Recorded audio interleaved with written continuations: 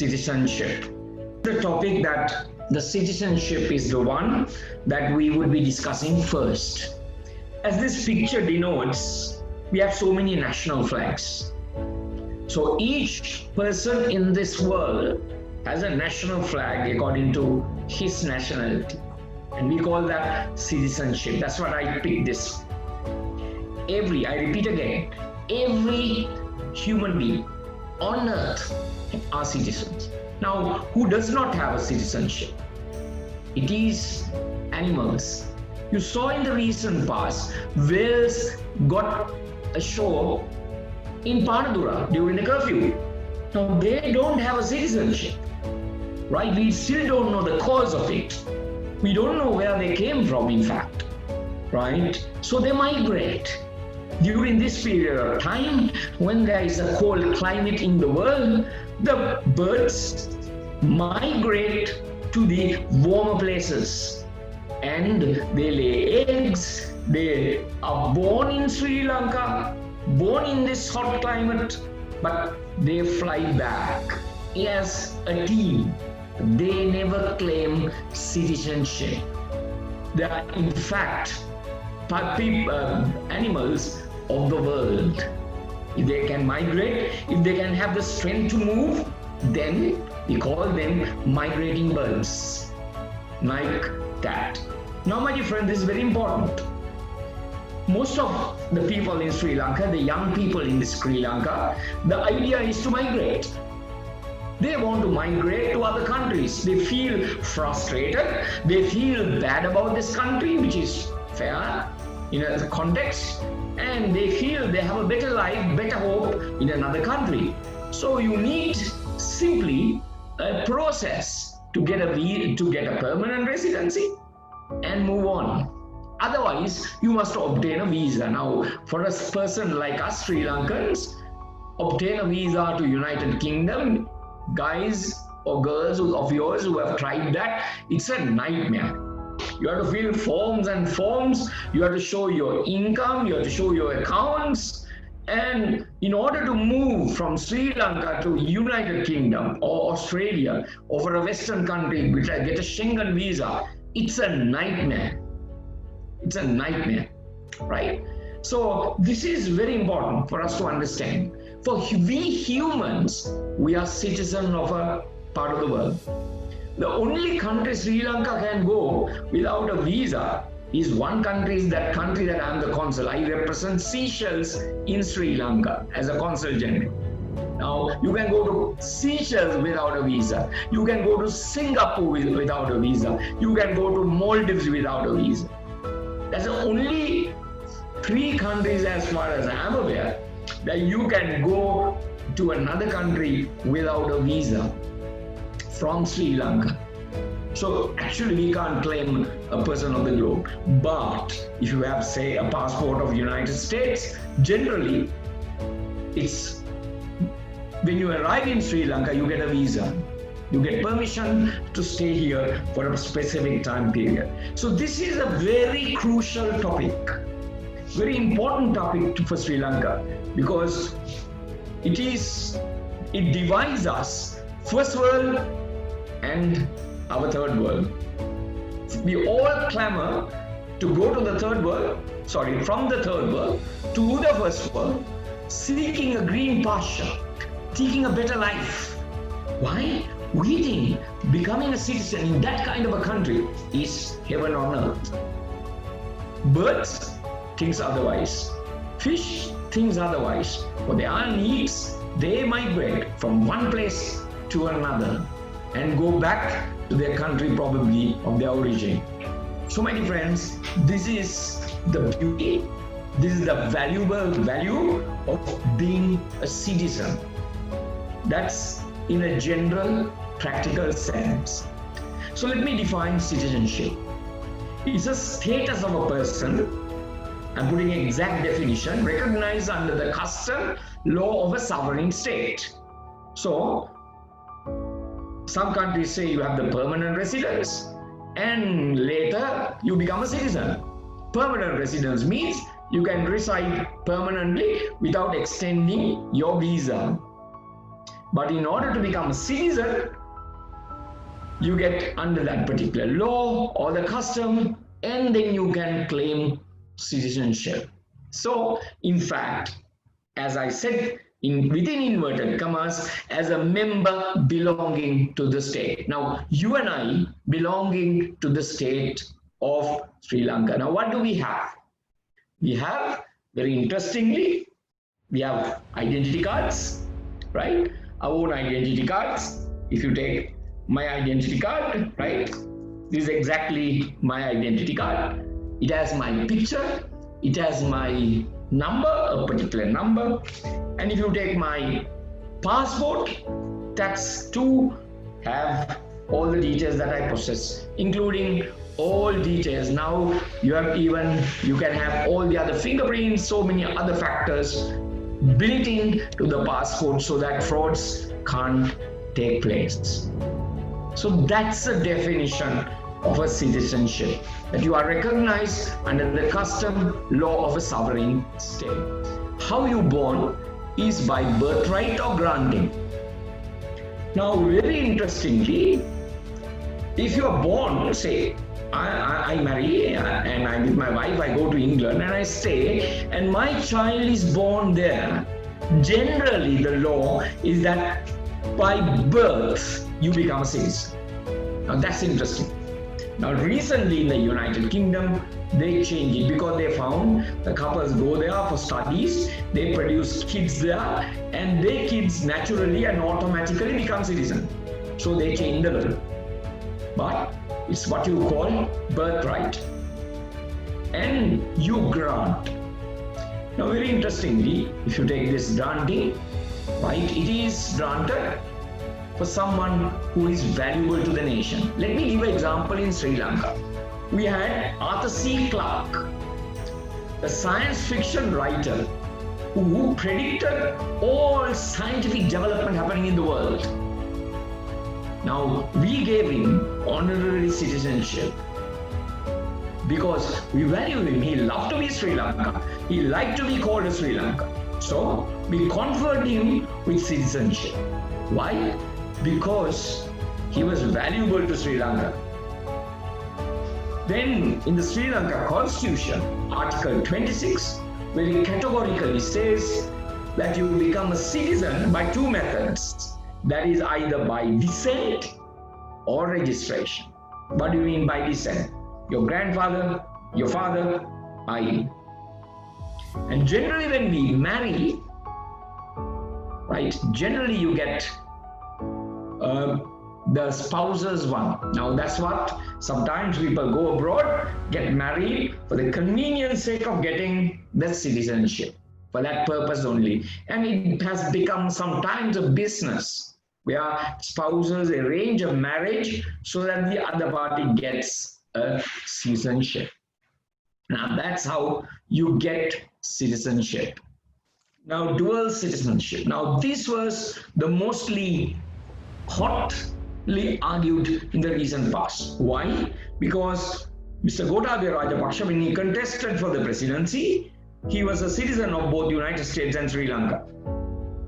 Why the important is, we need to get skilled people into a country. We need to get valuable individuals to the country. It is a known fact that when the Germany lost the war, the best of scientists, the Jews, were taken by the Americans and the Russians. And they are the ones who develop science, right? If you look at most of the countries, it is our scientists who are doing wonders, because Sri Lanka does not give them an opportunity, the facilities, infrastructure to develop their scientific skills. So they bring people in. They give you skilled people citizenship. Why Australia has a system? Australia has a system giving skilled people. Now, me a lawyer, I don't have a place in Australia, right? Because there are enough and more lawyers. The lawyers are not uniquely skilled. But if he's a plumber in Sri Lanka, if he could converse in English, if he has done the normal qualification in English, and the normal qualification in plumbing, electrician, hairdresser, there is a job opportunity. You can migrate. Now see, Australia will bring in skilled people into their country to develop the nation, to develop the economy. So therefore, dual citizenship is very important to develop a nation. If you look at the entire United States, if you look at carefully analyze, I ask you to carefully analyze. The United States has every citizen in the world, every citizen, every color, everyone, unlike you and I, right? We are mostly, that's by race, the Tamils, the Sinhalese and the Malays, faces may be quite sometimes similar, maybe different, but in their case, it's different. Latinos, blacks, right? You saw how, if you analyze carefully, I invite you to go and Google how people decided on Trump and Biden, right? Very interesting. Earlier, blacks were against Trump, but later they saw a shift, right? Now, this is interesting. They're bringing different skills to a country, and therefore the country develops. Gross national product, GDP, develops. And that's where for this citizenship is very important.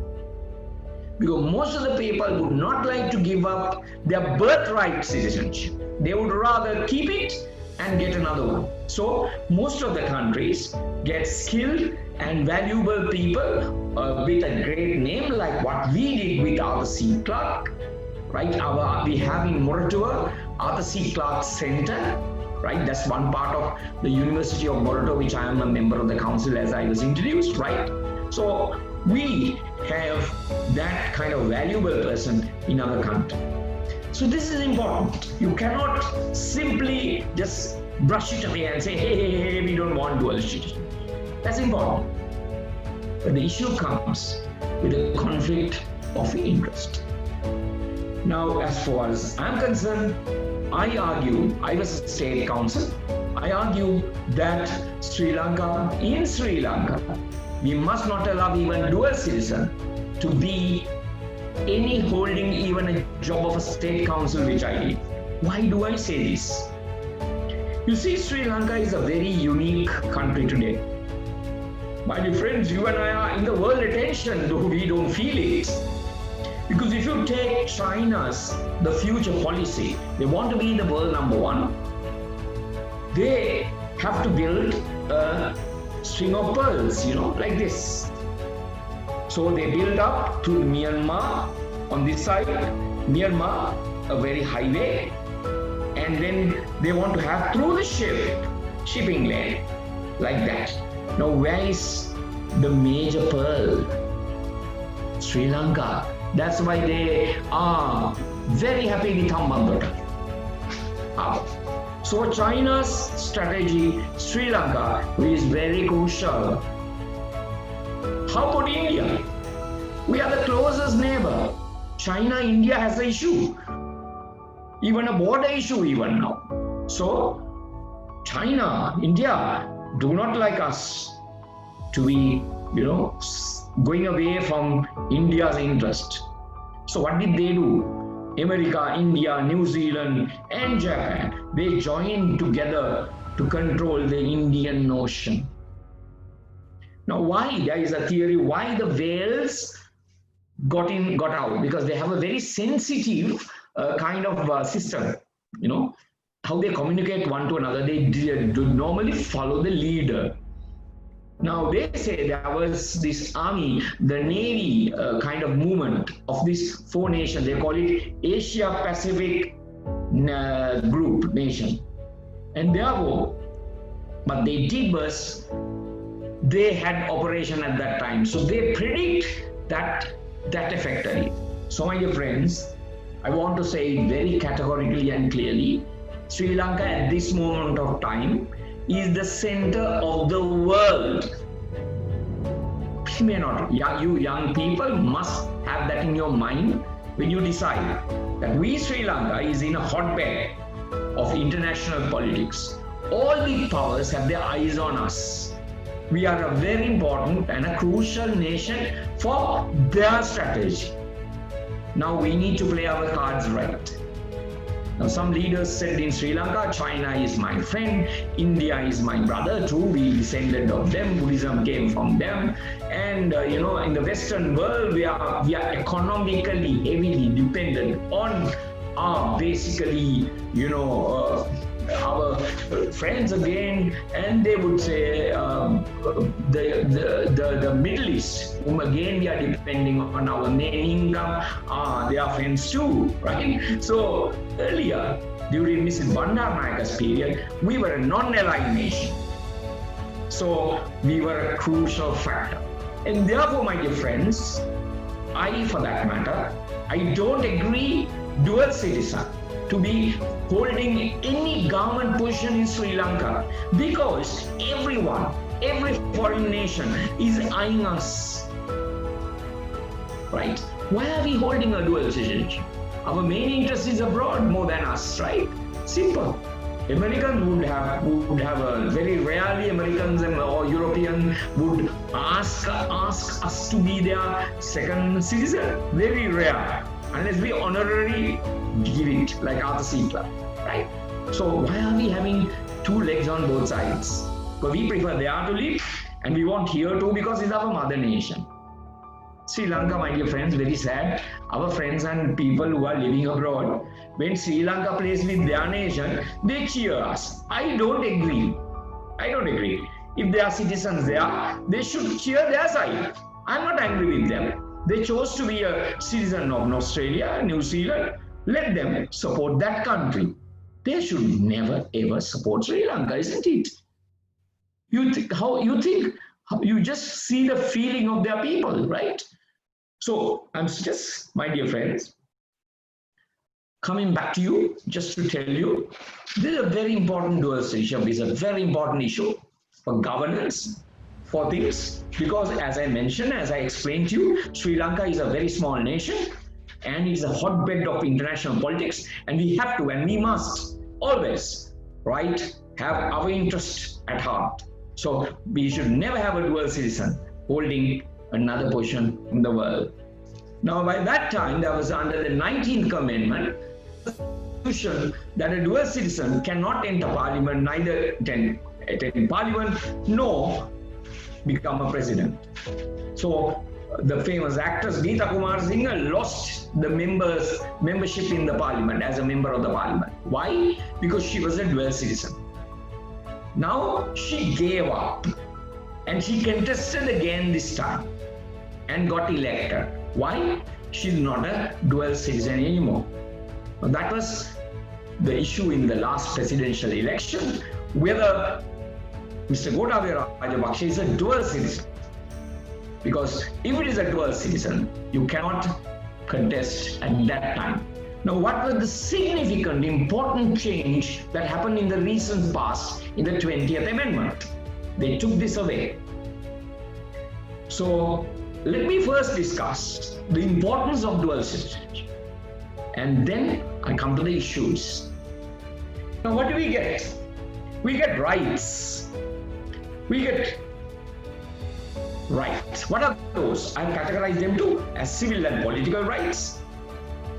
Sorry, it should be civil and personal rights. I made a mistake there. Civil and personal rights, political rights, and economic rights. Now let me explain to you the fundamental right clause in Sri Lankan constitution. Now if you take human rights in the world, it is divided as civil and political rights.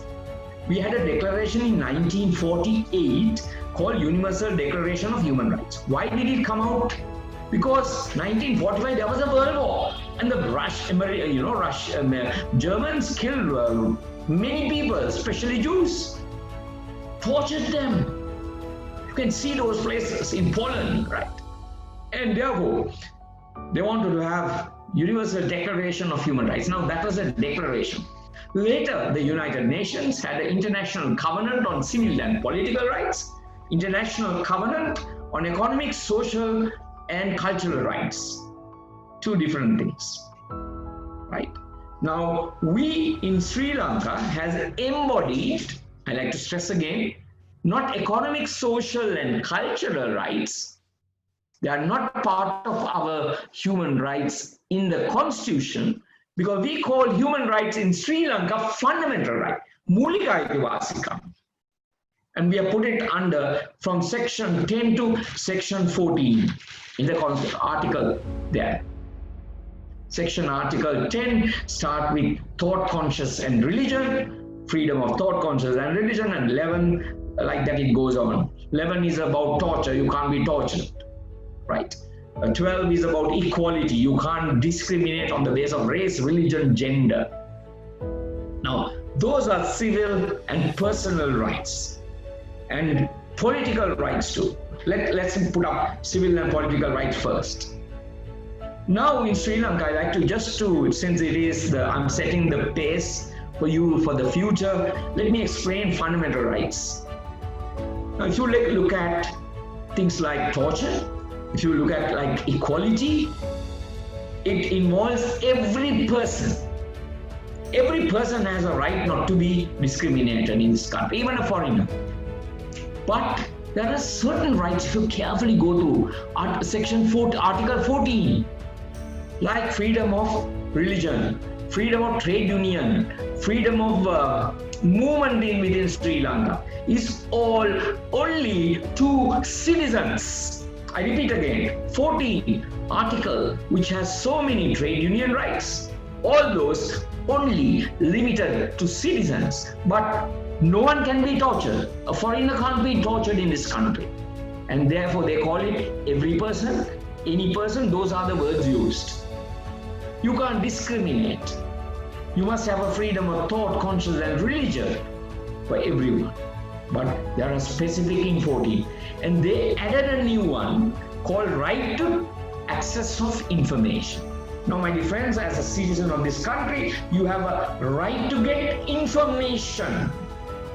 And there is a specific act called Right to Information Act.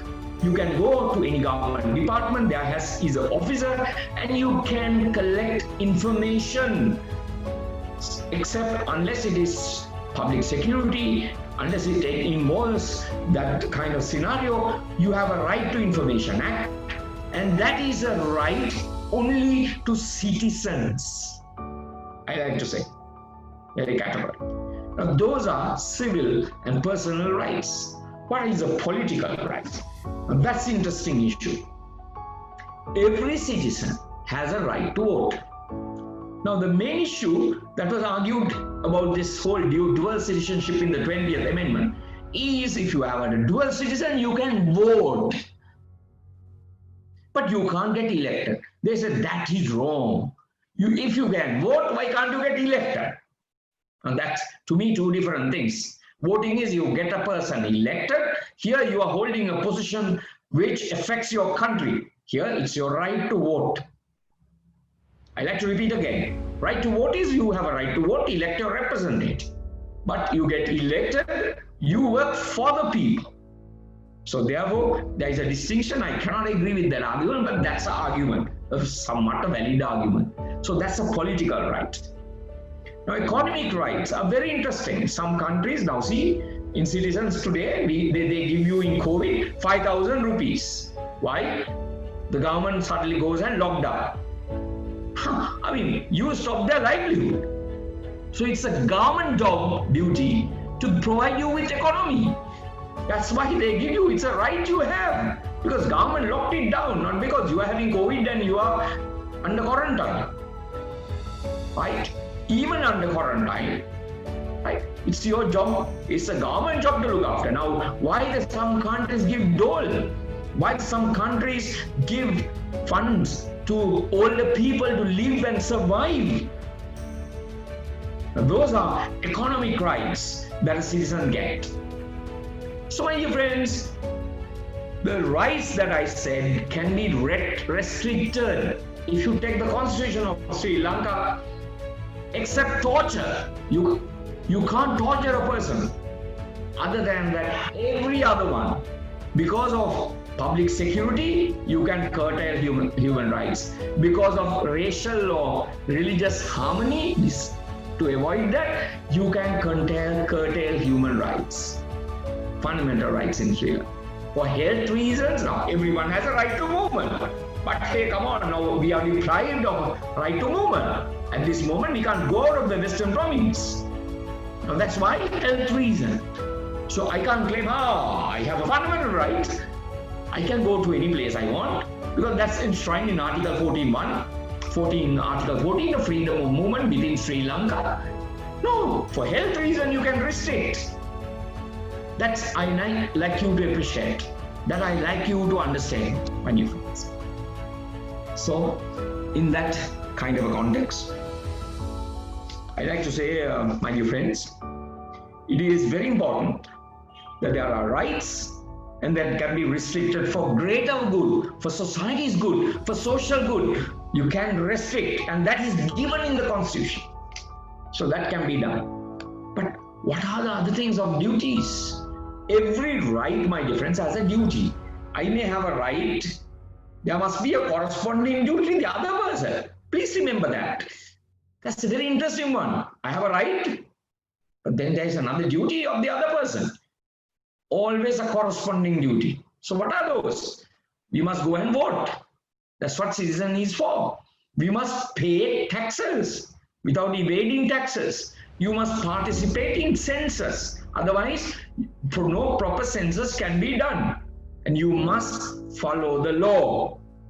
I just gave you a few instances where you are responsible. You are duty bound to vote, pay taxes, participate in census, and follow the law. Now that is your fundamental duties as a citizen.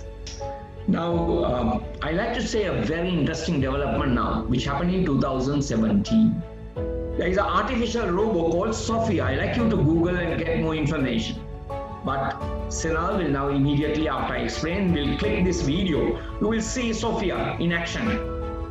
Now, artificial robot Sophia got citizenship.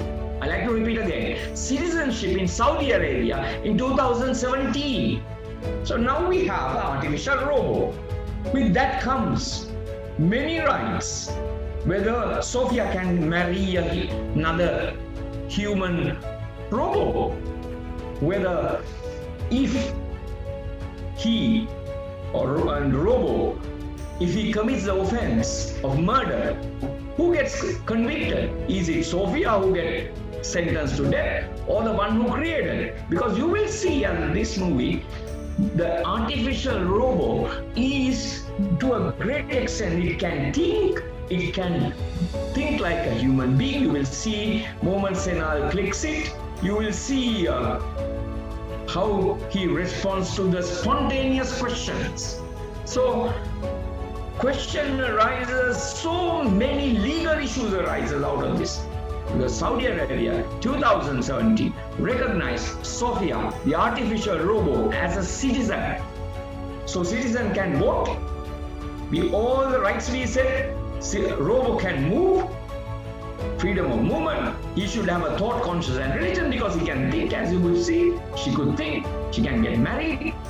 So all those rights will be has to conferred on to her. Senal, can you click it, Senal? What do you hope for when you are 400? Not much.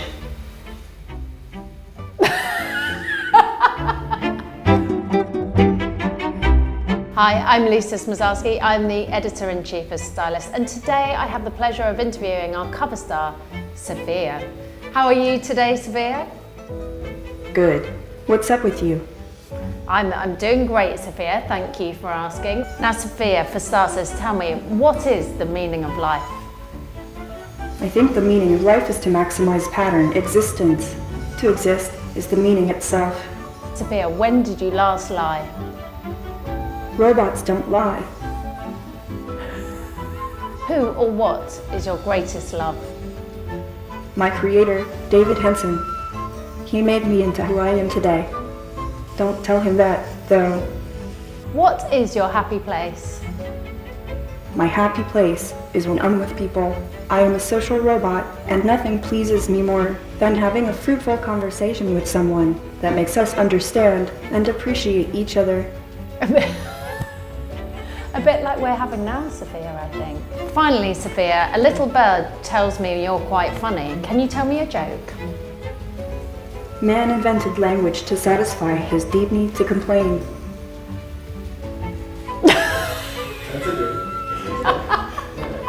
Thanks for joining me on my stylist photo shoot. Now get out of here. It's an amazing journey, the things that you must Google, you must read about her. You will see that she can think, she can do things, as she wishes. So the whole citizenship, whole things will change. Today you can see drone regiment has been implemented in the Sri Lanka army. The drone will go hover over around you and will dictate terms to our lives. So, that's the latest regiment in the army of Sri Lanka. You can see them, they arresting people. So the technology is going to take over us and they are going to affect you, my dear friends, not my generation, right? You need to look at that aspect as a young person. The effect of robo in your life. And very soon, the robots will take over. I earlier thought these English movies were kind of fictional. Fictional. It would never exist. Finally, where the creator has to, destroy that. Now here you will see, she loves the inventor and kind of thing. So it looks as if the English movies that we saw as really dreams, fictions may come true. But coming to the topic, we have to have the meaning of a citizenship. Now, because Saudi Arabia recognized in 2017 the concept of citizenship for a robo. So the law is changing. So my dear friends, that is exactly what I intend to discuss about citizenship.